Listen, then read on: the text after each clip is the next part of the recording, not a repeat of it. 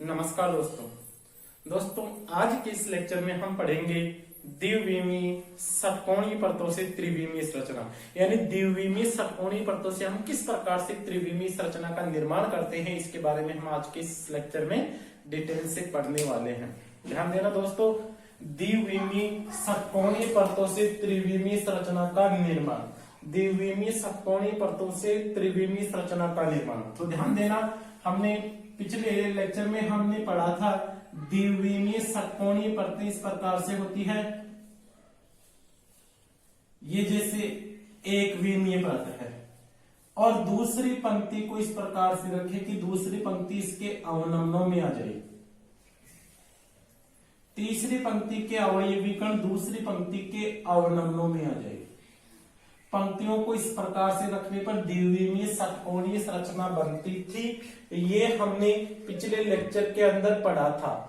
अब हम देखेंगे इस द्विविमीय षटकोणीय संरचना से किस प्रकार से हम त्रिविमीय संरचना का निर्माण कर सकते हैं। द्विविमीय षटकोणीय संरचना से किस प्रकार से हम त्रिविमीय संरचना का निर्माण कर सकते हैं, इसके बारे में हम देखते हैं।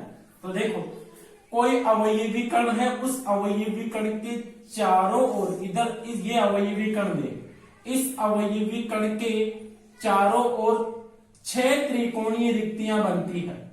1 2 3 4 5 और 6। कोई अवयवी कण है तो उसके चारों ओर 6 त्रिकोणीय रिक्तियां बनती है। अब हम इसके ऊपर दूसरी परत को रखेंगे। तो देखो 1 2 3 4 5 6 के 6 कण तो हम रख नहीं सकते हैं, तो 6 में से हम केवल 3 के स्थान पर अवयवी कण रख सकते हैं। जैसे ये 1 के, जहां 1 लिखा उसके ऊपर कण रखा, 2 पे नहीं रख सकते हैं क्योंकि यहां कण कैसे आएगा, ये कण आ गया। तो 3 पे हम रख सकते हैं और 4 पे नहीं रखेंगे, 5 पे हम अवयवी कण को रख सकते हैं। तो इस प्रकार से 6 रिक्तियां थी त्रिकोणीय, उन पे से हमने 3 के ऊपर अवयवी कण रखे हैं। ठीक है, तो ये प्रथम परत ए प्रकार की, ये दूसरी परत बी प्रकार की। अब तीसरी परत को रखने की 2 कंडीशन बनती है। तीसरी परत को रखने की 2 कंडीशन बनती है। एक तो 1 2 3 कण रखने पर जो ये बीच में जगह बन गई, इसके ऊपर हम तीसरी परत को रखें। तो जब हम तीसरी परत को रखेंगे यहां पर, तो वो तो बिल्कुल पहले वाली परत, जो पीछे वाला कण दिख रहा है ना, इसके जस्ट ऊपर ही आ जाएगा। तो वो तो वापस बी प्रकार की व्यवस्था हो जाएगी। और अगर हम यहां पर नहीं रखकर तीसरी परत को इस स्थान पे रखें, देखो 1 3 5 पे कण आया था, 2 4 6 पे कण नहीं आया था, तो तीसरी परत को 2 4 6 के ऊपर रखते हैं। तीसरी परत को 2 4 और 6 के ऊपर रखते हैं तो एक अलग व्यवस्था बनती है जो कि सी प्रकार की व्यवस्था होती है। तो तीसरी परत को रखने की स्थिति 2 प्रकार की बनती है, जिससे 2 प्रकार की निबिड़ संकुलित संरचनाएं बनती है। ध्यान देना, इसको हम समझते हैं एक बार फिर से। देखो, ये द्विविमीय षटकोणीय परत है, ये द्विविमीय षटकोणीय परत है। इसके ऊपर हमने, ये द्विविमीय षटकोणीय परत है, इसके ऊपर हमने अवयवी कण रखा। तो देखो 1 2 3 4 5 और 6 रिक्तियों में से केवल 3 पे रख सकते हैं, 1 पे 3 पे और 5 पे। तो 1 पे जैसे ये कण आ गया, 3 पे ये कण आ गया और ये 5 पे अवयवी कण आ गया, है ना। 3 कण ही तो रख सकते हैं, 1 2 3। अब तीसरी परत को रखने की, तो तीसरी परत इस रिक्ति पर रखें। यहां कण रखा हमने, तो बीच में ये रिक्ति बन गई। इस रिक्ति के ऊपर अगर तीसरी परत को रखते हैं, जैसे 1, अब देखो यहां रिक्ति बनी है, तो यहां इसके ऊपर भी रिक्ति बनेगी क्योंकि 3 पे 1 पे और 5 पे इधर भी कण रखेंगे। बहुत बड़ा क्रिस्टल है ना, तो यहाँ पे भी सभी कणों के ऊपर रिक्ति बनेगी। तो तीसरी परत है वो पुनः ए प्रकार की परत ही बना लेती है। तो परतों को इस प्रकार से रखने पर परतों की एबीसी प्रकार की व्यवस्था बनती है। परतों को इस प्रकार से रखने पर परतों की एबीसी प्रकार की व्यवस्था बनती है। इस व्यवस्था के अंदर अगर हम इन अवयवी कणों के केंद्रों को हम मिलाते हैं तो हमें षटकोणीय निबिड़ संकुलित संरचना प्राप्त होती है। ध्यान देना, ये ए प्रकार की परत है, ये बी प्रकार की है, हमें पुनः ए प्रकार की परत प्राप्त हो जाती है। अब इन कणों के हम केंद्रों को मिलाते हैं तो एक षटकोणीय निबिड़ संकुलित संरचना का निर्माण होता है। ध्यान देना दोस्तों, हम इनके अवयवी कणों के केंद्रों को मिलाने पर हमें इस प्रकार की व्यवस्था बनेगी, वह प्राप्त होती है। देखो ये एक व्यवस्था हम बना ही देते हैं।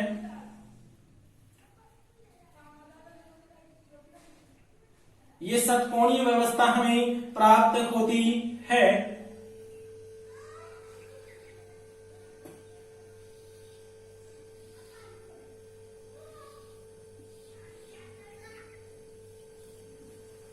ये षटकोणीय व्यवस्था प्राप्त होती है।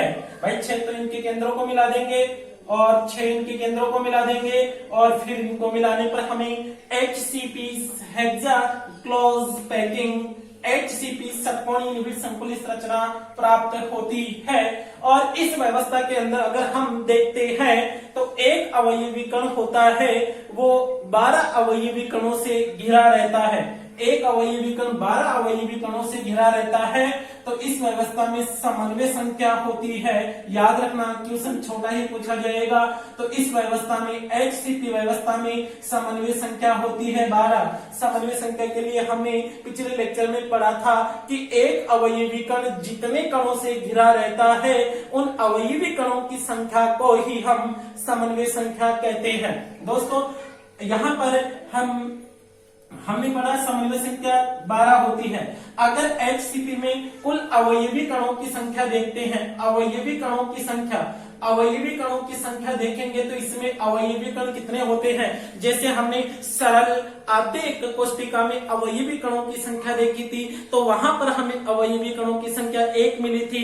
BCC में यानी अंतः केंद्रित एक कोष्टिका में अवयवी कणों की संख्या हमने ज्ञात की थी तो वहां पर 2 देखी थी। FCC फलक केंद्रित एक कोष्टिका में अवयवी कणों की संख्या 4 देखी थी। अगर षटकोणीय निबिड़ संकुलित संरचना है तो उसमें एक यूनिट सेल में एक कोष्टिका में अवयवी कणों की संख्या कितनी होती है। तो देखो षटकोण का अवयवी कण जो कोणे का कण होता है, षटकोण का अवयवी कण होता है जो कोणे का होता है, उस अवयवी कण का 1/6 भाग ही एक कोष्टिका का हिस्सा होता है। क्योंकि जैसे जैसे हमने पिछले लेक्चर में पढ़ा था घन का जो कोने का कण होता है वो 8 कोष्टिकाओं से जुड़ा रहता है, इसलिए कोने के अवयवी कण का 1/8वां भाग ही एक कोष्टिका का हिस्सा होता है। लेकिन षटकोणीय संरचना के अंदर अगर हम देखते हैं तो कोने के कण का 1/6 हिस्सा ही एक यूनिट सेल का हिस्सा होता है। और कोनों की संख्या कितनी होती है 1 2 3 4 5 6 7 8 9 10 11 12। तो 1/6 × 12 इक्वल टू यानी 6 का भाग दे देंगे 12 में तो 2 अवयवी कण आ जाते हैं। और अगर हम फेस के कण देखते हैं, फलक के कण देखते हैं तो फलक के कण का 1/2वां भाग ही एक कोष्टिका का हिस्सा होता है। यहाँ पर देखो ये भी फलक के ऊपर है, बीच वाला कण ये बीच में आएगा, ये भी फलक के ऊपर है तो 1/2 इंटू फलकों की संख्या मतलब 2। तो यहाँ पर कैंसिल हो गया तो एक अवयवी कण फेस का हो गया, फलक का हो गया।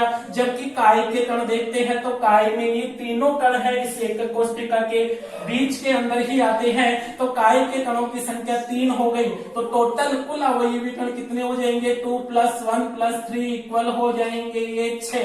तो HCP में अवयवी कणों की संख्या होती है 6, समन्वय संख्या होती है 12 और परतों की व्यवस्था होती है AB प्रकार की व्यवस्था होती है। दोस्तों ये प्रथम व्यवस्था देखा हमने कि षटकोणीय द्विविमीय षटकोणीय परतों से त्रिविमीय संरचना का निर्माण किस प्रकार से होता है। अब हम बात करते हैं दूसरी व्यवस्था, है ना। दूसरी व्यवस्था किस प्रकार की होगी, देखो ध्यान देना। अगर हम अवयवी कणों को इस प्रकार से रखें, ये प्रथम परत बना देता हूं मैं, ये जैसे प्रथम परत हमने बना दी, ये प्रथम परत है षटकोणीय निबिड़ संकुलित। अब हमने देखा था कि 1 2 3 4 5 6 जो रिक्तियां होती है उनमें से हम केवल और केवल 3 रिक्तियों के ऊपर ही अवयवी कणों को रख सकते हैं। तो जैसे 1 रखा, 2 और 3 हमने रख दिया। तो अभी जो ये रिक्ति बची है जिसे हम अष्टफल की रिक्ति कहेंगे, जो 6 अवयवी कणों से, क्योंकि इधर भी कण आएगा तो यहाँ पर अभी तक भी कोई अवयवी कण नहीं आया है, यानी ये 6 कणों से घिरी हुई रिक्ति होती है, उन्हें हम षटकोणीय रिक्ति कहते हैं। तो 6 कणों से घिरी हुई रिक्तियों को हम षटकोणीय रिक्ति कहते हैं, है ना। अब ध्यान देना, अगर हम यहाँ पर जहां पर अभी तक भी कोई कण नहीं आया है वहां पर अवयवी कणों को रखते हैं तो परतों की एबीसी प्रकार की व्यवस्था होती है, और इस व्यवस्था से एफसीसी फलक केंद्रित यूनिट सेल या सीसीपी षटकोणी सीसीपी घनी निबिड़ संकुलन संरचना प्राप्त होती है। एबीसी प्रकार की व्यवस्था से सीसीपी या एफसीसी संरचना का निर्माण होता है। अगर हम इस व्यवस्था में भी समन्वय संख्या देखते हैं तो इस व्यवस्था में भी समन्वय संख्या 12 होती है। एक अवयवी कण होता है वो 12 अवयवी कणों को स्पर्श किए हुए रहता है। भाई सीधी सी बात है, ये जैसे 6 कण है ना, तो इसमें इस बीच वाले कण को देखें तो 1 2 3 4 5 6 से गिरा हुआ है, 3 हमने ऊपर रख दिए, 6 3 और 3 नीचे की तरफ से आ जाएंगे। तो एक अवयवी कण होता है वो 12 एकक अवयवी कणों से घिरा हुआ रहता है, इसलिए इस व्यवस्था की समन्वय संख्या होती है 12। और एचसीपी की बात करें या सीसीपी की बात करें, इनमें अवयवी कणों की संख्या होती है, अवयवी कणों की संख्या होती है वो होती है 4। सीसीपी या एफसीसी में अवयवी कणों की संख्या होती है 4। बता सकते हो फ्रेंड्स? हाँ, ध्यान देना। अब हम बात करते हैं, ये तो नॉर्मल सी बात हो गई भाई। सीसीपी या एफसीसी में परतों की व्यवस्था एबीसी प्रकार की परतें होती है, समन्वय संख्या 12 होती है, अवयवी कणों की संख्या 4 होती है। अब दोस्तों हम बात करते हैं चतुष्फल की और अष्टफल की रिक्तियों की संख्या की। ये चतुष्फल की रिक्तियां क्या होती है? चतुष्फलकीय रिक्तियां, चतुष्फल की रिक्तियों की बात करें हम तो चतुष्फल की रिक्तियां जो 4 अवयवी कणों से घिरी हुई रिक्तियां होती है उन्हें हम चतुष्फल की रिक्तियां कहते हैं। 4 अवयवी कणों से घिरी हुई रिक्तियों को चतुष्फल की रिक्तियां कहते हैं। ध्यान देना, ये जैसे हमने 4 अवयवी कण बनाए, ये प्रथम परत के 3 अवयवी कण हैं और दूसरी परत का अवयवी कण हमने ऊपर रखा था।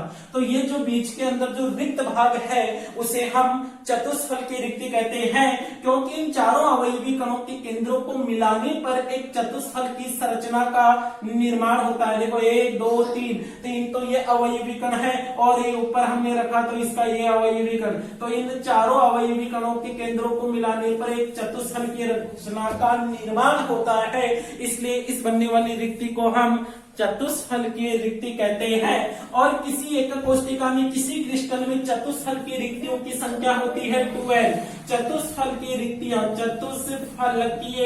चतुष्फल की रिक्तियों की संख्या कितनी होती है? 2n।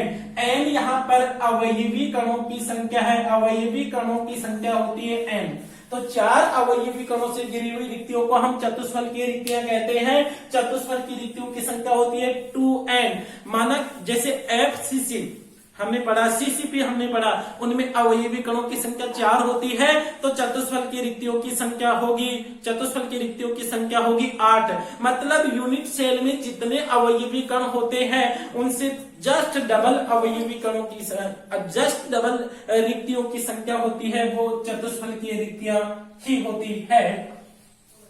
अब देखो हम बात करें अष्टफल की रिक्तियों की। ये अष्टफल की रिक्तियां क्या होती है इनके बारे में हम चर्चा करते हैं। अष्टफलकीय रिक्तियां, अष्टफल की रिक्तियां यानी जो 6 अवयवी कणों से घिरी हुई रिक्तियां होती है, 6 अवयवी कणों से घिरी हुई रिक्तियों को हम अष्टफल की रिक्तियां कहते हैं।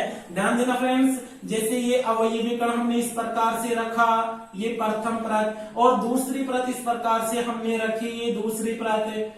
अब हमने बात बताया था ना कि पहली परत का अवयवी कण भी नहीं आया, दूसरी का भी नहीं आया, तीसरी परत हमने ऊपर इस रिक्ति पे रखी थी, एबीसी प्रकार की व्यवस्था जो कुछ ही समय पहले हमने देखी है।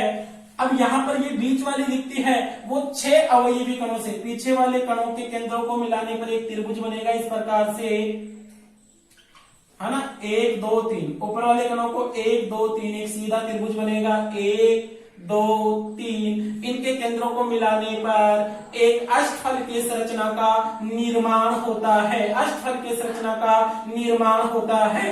इसलिए इस रिक्ति को हम अष्टफल की रिक्ति कहते हैं। और अष्टफल के 8 फलक हो गए ना, 1 2 3 4 5 6 7 8 अष्टफल की रिक्ति है ये।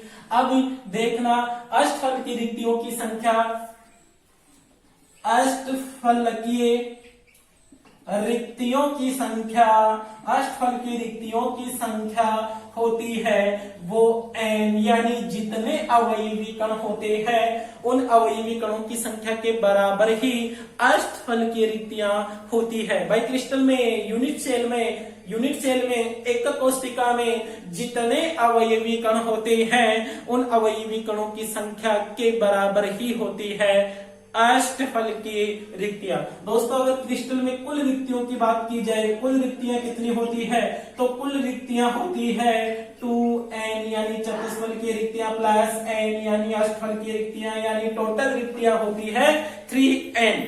कुल रिक्तियों की संख्या कितनी होती है 3n। तो दोस्तों ये निबिड़ संकुलित संरचनाओं के 2 वीडियो हमने पढ़े, इन दोनों को आप पढ़ना और चतुष्फल के अष्टफल के रिक्तियों की संख्या भी याद रखना। एक विमीय में हमने निबिड़ संकुलित संरचनाएं पढ़ी है, द्विविमीय में निबिड़ संकुलित संरचनाएं पढ़ी है, त्रिविमीय में निबिड़ संकुलित संरचनाएं पढ़ी है, इनको कंप्लीट करना। नेक्स्ट हम टॉपिक लेंगे संकुलन क्षमता। संकुलन क्षमता क्या होती है इसको हम पढ़ेंगे नेक्स्ट वीडियो में। दोस्तों वीडियो को अपने फ्रेंड्स के पास शेयर कीजिए और जो वीडियो है इसके ऊपर कमेंट्स भी कीजिए ताकि हम मोटिवेट होते रहें। धन्यवाद।